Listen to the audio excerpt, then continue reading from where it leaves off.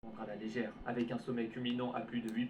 Gravir l'Everest n'est pas un objectif à prendre à la légère. Avec un sommet culminant à plus de 8848 mètres, son ascension comporte énormément de risques et dans des conditions aussi extrêmes, la mort n'est jamais bien loin. 330, c'est le nombre d'alpinistes surmotivés et pleins d'espoir qui ont laissé leur vie sur les phases techniques que réserve ce mont, un alpiniste sur 100. Tous ont connu l'enfer, mais parmi eux, certains ont vécu des expériences vraiment effroyables. Retraçons ensemble les accidents les plus terribles et célèbres de l'histoire du mont Everest. Petit disclaimer avant de commencer, je ne montrerai aucune image choquante dans cette vidéo. Voilà, comme ça c'est dit, ne vous en faites pas. Commençons cette vidéo par l'un des sujets les plus connus, un cas de disparition qui reste encore aujourd'hui inexpliqué. On va parler d'un mystère vieux d'une centaine d'années, et si un jour on découvre la vérité cachée derrière cette affaire, ça pourrait bouleverser l'histoire de la conquête de l'Everest telle que nous la connaissons aujourd'hui. On s'attaque à un cas très dense, ce n'est pas le plus choquant de cette vidéo, mais il est de loin le plus mystérieux, alors ne perdons pas plus de temps. Nous sommes en 1924 au cœur de la chaîne de montagnes de l'Himalaya. À cette époque, personne n'avait encore réussi à poser le pied sur le sommet de l'Everest, personne n'avait atteint le toit du monde. À cette époque, plus que jamais, le mont Everest captivait l'imagination des aventuriers, des alpinistes et des rêveurs, et c'était d'ailleurs déjà le cas bien avant les premières expéditions. Les cartes de l'époque montraient des zones inexplorées, des terres encore vierges où la nature régnait sans partage, sans présence humaine. L'Everest, avec ses presque 9000 mètres, était comme le symbole de ce monde encore inconnu. Gravir ce sommet représentait le moyen ultime de découvrir tous les secrets cachés par la vaste chaîne de montagnes de l'Himalaya. Avec ce contexte, vous vous doutez bien qu'au cours de l'histoire, de nombreux mythes ont émergé autour de ce sommet.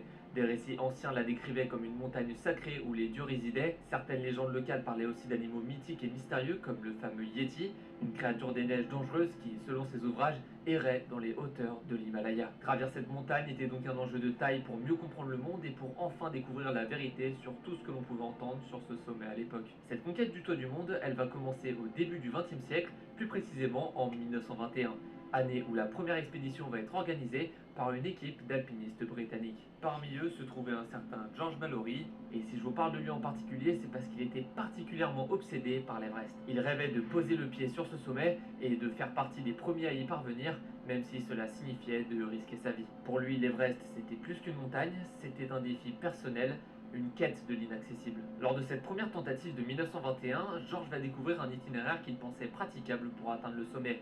Il semblait désormais accessible. Mais malheureusement, lors de cette première ascension, la plupart des grimpeurs vont tomber malades, majoritairement à cause du mal des montagnes, un phénomène encore peu connu à l'époque. Plus tu prends en altitude, plus l'oxygène dans l'air et la pression diminuent. Ces effets peuvent causer des ravages sur le corps, et ça, on aura l'occasion d'en reparler dans les prochaines histoires. Cette première expédition est un échec dans le sens où le sommet n'a pas été atteint, mais c'est en réalité une vraie réussite pour l'époque. Cette équipe d'alpinistes avait surtout pour but de faire de la reconnaissance, ils ont atteint les 7000 mètres, un exploit colossal, et grâce à cette première tentative, ils vont pouvoir affiner leur carte et leur itinéraire. D'ailleurs là, je vous fais un résumé très bref de l'histoire de la conquête de l'Everest. Je rentre pas dans les détails car c'est qu'une introduction pour après vous parler de l'affaire qui nous intéresse, mais si vous voulez une vidéo entière dédiée à l'histoire de l'Everest, n'hésitez pas à me le faire savoir en commentaire. Après une deuxième expédition dramatique organisée l'année d'après en 1922, marquée par une avalanche ayant causé la mort de 7 alpinistes, une partie de l'équipe ne se dégonfle pas.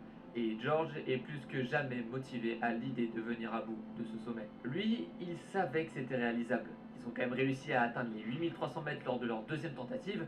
Il restait vraiment plus grand chose. Alors, il va monter une troisième expédition 2 ans plus tard, en 1924, et c'est de celle-ci qu'on va parler. Ouais, l'introduction pour cette histoire était assez longue, je m'en excuse, mais elle était vraiment primordiale pour bien que vous vous rendiez compte du contexte dans lequel ces alpinistes se trouvaient. Aujourd'hui, gravir l'Everest, c'est presque anecdotique, mais à l'époque, c'était une réelle exploration de l'inconnu. Personne ne savait ce qui s'y passait là-haut, et personne n'avait conscience des risques qu'aujourd'hui on connaît tous. Pas de map précise du parcours, peu de connaissances sur l'environnement à plus de 8000 mètres d'altitude,